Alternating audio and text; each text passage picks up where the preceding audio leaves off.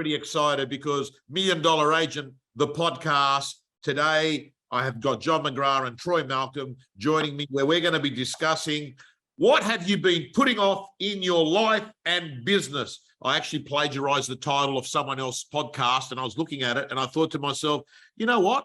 It's always the things that you avoid that are usually the things that are going to give you the biggest return of investment, the biggest return for your buck. So firstly, how are you, Troy? And how are you, John? Very well, Tom. Very well, John. Very well. The Roosters had a good win.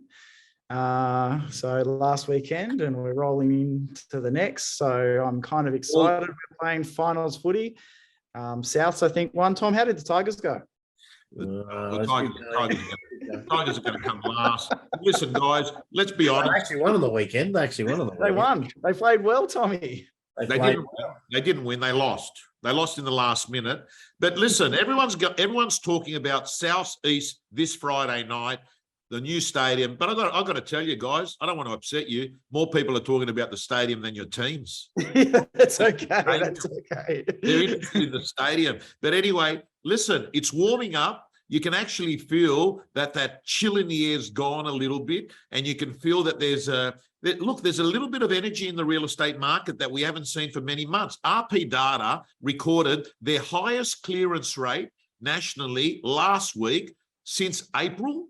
I'm hearing real estate agents are saying, hey, buyers and sellers are accepting this is the new marketplace. I'd love to get the McGrath view on what your agents are saying to you at the moment. No, I'm agreeing with you, Tommy, there. And please, viewers, excuse me. I've got hay fever come early. Normally comes 1st of September, but snuck in a few days early. So I saw REA today sent me some statistics. Said listings in July were up 18% on a year ago. But you got to remember, a year ago was lockdown, but it's something something to look at. The second thing is, yes, I think clearance rates last weekend in Sydney anyway are about 63%, up from around 40 when the market was potentially at its worst. And we did a couple on the weekend, Troy, and you very kindly straight afterwards texted me one of them. We did an $8.3 million sale on the North Shore, and then the seller of that property is, as we speak, exchanging on a $10 million sale. So it was $18 million through 2 transactions, or a bit above. Now, that's only a sample of 2, but I think we had in general, Troy, a better clearance rate, more competitive bidding. I know, Tommy, I've been watching some of your social media, and I know you're in the depths of depression. A few weeks ago, you were kind of none out of 5, none out of 6, and now I've been noticing 4 out of 5s and 6 out of 7. So I think anecdotally, certainly you guys and ourselves are seeing a few green shoots, I think, at the very least. I think one of the main things, Tom and John, is the positivity from the agents. They've kind of gone through that cycle of resetting the expectations and staying really close with the pricing structures and what buyers and sellers were both thinking. And now they're coming to that point that it's all coming together. And yeah, I agree, John, the green shoots are starting to be there. And we had a number of really successful sales on the weekend, not only successful because of the amount of money that they received and the premium price, but successful because it allowed, like you said, multiple transactions to happen. People are kind of looking for that effect, which makes a big difference. Troy, I haven't tracked this data. By the way, what brand shirt is that? It's very, very nice. What is that? I don't know. I'm not too sure. Can you somehow check it before the end of the podcast? Yeah, I'll let you know. I'll give you a text. I haven't checked this, but it sort of feels right. I heard a stat, Tommy, and it said that in Australia today, and admittedly it's Australia-wide, there's over 50,000 listings that have been on the market for more than 100 days. Now, what does that mean? That means that the expired listing opportunities are back again, which is kind of good news, bad news story. But when the market was red hot, you'd say, are you doing expireds? And people said, what expireds? Well, now there actually are properties that are going through a sale process with some agents and not achieving their outcome. So for prospectors out there, make sure you're adding expireds to your daily menu of good things to be doing, because every property is saleable. Every property on your listing database right now would sell this afternoon if it was listed at market value. How do I know that? Because market value is the price at which properties will sell. So by definition, they'll all sell at market value. It's just a matter of aligning vendors and purchasers at price. So yeah, no, I think it's all very good. And today, Interesting topic, Tommy. The old procrastination. Yeah. I So think what you said was a good introduction, but I was just thinking, one of the reasons that, I think you mentioned that once people do it, it actually makes a lot of difference. Generally speaking, the things you put off have got a lot of rejection, and therefore they're probably fairly important tasks. So by definition, they're the ones people put off. So when you actually do them, they shift the needle. Because most people don't put off, brushing your teeth and, going to the shop, get some eggs, but they put off ringing a big vendor, an hour prospecting a day, some of those other potentially life-changing activities. So I think if we can help people with a few little bits of advice and insights on how to actually get in and attack those things that actually could change your life, that would be a very positive outcome.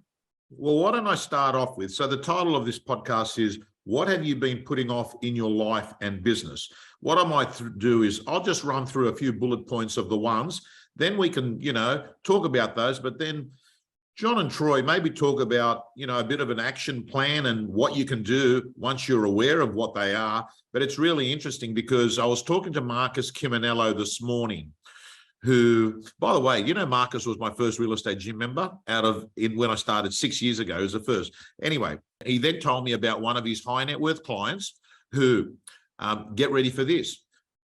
Once a year, he flies over to the Mayo Clinic in America and has every test done. CAT scans, PET scans, the works. And he says he's an older guy that highly values health and life. And he goes off and he does it. And I said, oh, that's great. And he goes, and you won't believe it, Tom. He goes, there have been over the years on 2 occasions where something has been picked up early, because the longest it can go is 11 months, because he's normally doing a checkup every 12 months. And I just thought to myself, there's an example of another thing, like the standard health checkup that that you should go off and do, that you're avoiding, you're not in a hurry of it. But let me run through a list. Well, one of them is the health checkup. Another one is, have you been putting off a fitness program? Have you been putting on a new assistant, even though you're drowning in admin and you're drowning in trying to get all your work done? Have you been putting off updating that profile video that you've got of yourself that is 7 years old and you look quite different? Have you been putting that off? Have you been putting off updating your listing presentation, whether it's on an iPad or whether you're using slides? Or have you sat down with your chairman or your training director like Troy and say, hey, listen, I want you to listen to my listing presentation and I want you to rip it into shreds. I've been using the same one for the last 10 years. Have you been putting off attacking social media like the way you should be? Have you been putting off having a crucial conversation with a vendor of yours? Have you been putting off chasing that listing that is in your street, that's been there for 3 months? It annoys you every time you see the signboard. There's another agent that's got it. They haven't sold it. Have you been putting it off? Or have you been putting off sometimes releasing a vendor that you've got on your books that is not listening to your feedback, that basically says, no, just leave it on there. I'm not motivated to sell, but I just want you to keep my listing on there. So what are the things, gentlemen, that I haven't covered that you think sometimes people procrastinate on? And then let's talk about a bit of an action plan. How do you move from paralysis by overanalysis and procrastination to getting things done? I mean, did you mention uncomfortable conversations there? I thought you might have. Yes, I did. I mentioned a crucial conversation with a vendor. So I want to start there because that's kind of like an everyday one. Some of the others, like the health check once a year type things, which are crucial, by the way. And by the way, good to see what sounds like a very wealthy, successful businessman applying the same discipline and rigor to his health as he perhaps has to his business. So well done. So the courageous conversations as an example. So for me, I like a bit of the Mel Robbins thing, and who was great, by the way, when she spoke to us at ARIC. She's the 5, 4, 3, 2, 1. My view is just dial the number and then figure out while it's calling, what are you going to say? Because you kind of know what you got to say. And over preparation, over analysis is going to cause that paralysis that actually has you never ring. And then you say, oh, I'll do it tomorrow. It's already 11 o'clock. I'm going to go out to my meetings. So my view is sometimes when I'm uncomfortable with these sort of calls, Tommy, I just hit dial. I look at the person, I hit it. And then I think, okay, what am I going to say? And I know that if I get any anxiety and I try and hang up, they're going to ring me back. So I may as well just have the call. So I reckon the Mel Robbins 5, 4, 3, 2, 1 is a good one. Another one which you can apply for that as well. Peer partner it. Have someone, if you've got to make a difficult conversation of any type, sometimes do it with a colleague that can kind of be there just in support if they're in the same room or if they're coaching you or whatever. I think it's a really good one to do as well. So just hit dial, do the 5, 4, 3, 2, 1 Mel Robbins. For those that didn't get to Eric or haven't listened to Mel Robbins, she basically says when there's something you think that's important, you got to do, start counting backwards from 5 to 1. And the deal is you have to have taken action before you get to 1, which is a bit like just hit dial. So I think, a peer partner using it, especially if I've got a board of directors, a notional board of directors, Tommy, on my board next to my desk. I'm doing this from home, but when I'm at work, and basically I've got there's about 12 people. I think, Troy, you've seen it. Mm-hmm. And if I was kind of assembling the Super League heroes of board of directors, and I got Bob Boland there, I got Steve Jobs, people of that caliber, and I got their photos, and I think of them as board of directors. And I think, if I was going into a tough meeting, I'd love to have these people with me, supporting me. And sometimes, and it might sound a little bit comical or fantasy, but just kind of knowing you've got sort of people of that caliber around you supporting you, even if it's not real, it's imagined, can actually just give you a strong sense of purpose. The other thing is I have underneath those is some of my life goal boards. So it reminds me why I'm doing the call. Why am I making this uncomfortable call? Because that's the life I'm committed to living, and they're the things I want to be constantly attracting into my life. So I've got to make the damn call. So they're just a few little tips. Troy, over to you in that very nice shirt that you're about to tell us.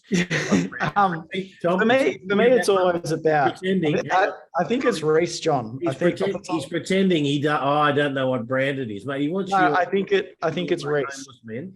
He wants us to look like homeless men, while he looks like a movie star. Okay, back to the show. Back to the show. I'm sure he doesn't know the brand. On the show. For me, it's about sharing. And John, you mentioned peer partner, and I just want to emphasize that to everyone, because all the things that you listed, Tom, there's a great kind of sharing ability that sometimes when you just share that goal or share that challenge, someone has a different set of principles that they live by.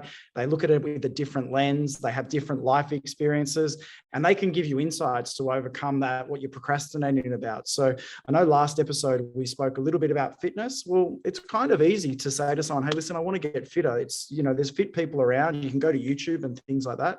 Listing presentations, the same kind of thing. But until you kind of share that challenge, you can almost put it off and kind of put it to the side and think, oh, it's not really a challenge. I'm not thinking about it and I'm not sharing it. But the more people that have that buy-in, I've found over the years, it really does bring it forward and bring it to the fore of what you're trying to achieve. And so that would be my recommendation to everyone, whatever that challenge is, be that life, be that fitness, be that anything skill related, or even team structure with real estate, to just share that with someone, be that a peer partner, be that a coach, be that a manager, and see what their view is to see if they can help you get there faster.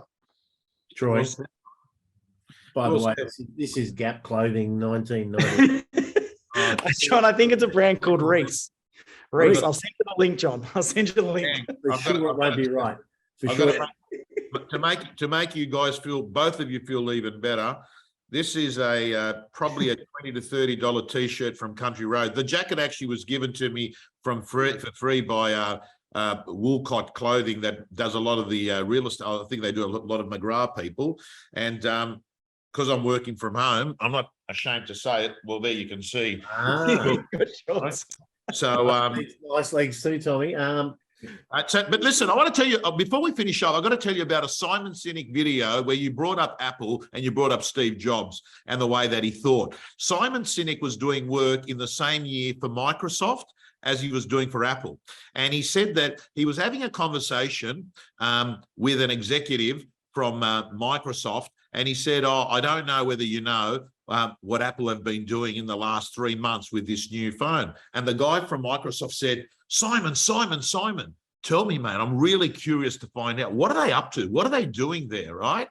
And then 6 months later, same scenario with an Apple executive. You know, he says, I've been doing a bit of work with Microsoft, and they're doing some really exciting things in the next 6 months. And the guy from Apple said, I'm sure they are, and I'm sure it'll be pretty good. And he said the big difference was that Apple's competition is themselves. They know what they're working on. They don't change because someone says, oh, we're doing this. And they know that some years they'll get it better than other years, but they know that in the long run, if they're just working to their strategy and they're not getting sidetracked and changing and getting off one bus and going on the other bus because they're doing that.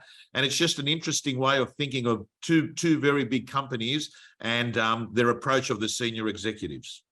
Yeah, a lot to be said there, Tommy. We have, I think, what was it, one of the great Romans that said we have found the enemy and he is us, or he is me, or whatever. It was a great, that if we just focus on what we can do best rather than worrying too much about the competition, it's going to be a long way ahead. Well, look, we had a sort of 20-minute deadline. I think we've got there, but hopefully there are some things that are going to help people just make that move. And remember, be grateful for the fact that you have some things in your life that are hard, because they're most likely to be the things that can catapult you further fastest. So don't sort of worry about them. Actually, just be grateful, and also be grateful that this industry's got a few challenges and tough bits, because if it didn't, and if it was that easy, everyone would be doing it, and we wouldn't be getting rewarded as handsomely as we can when we become black belt agents. So good session, Tommy. Well done.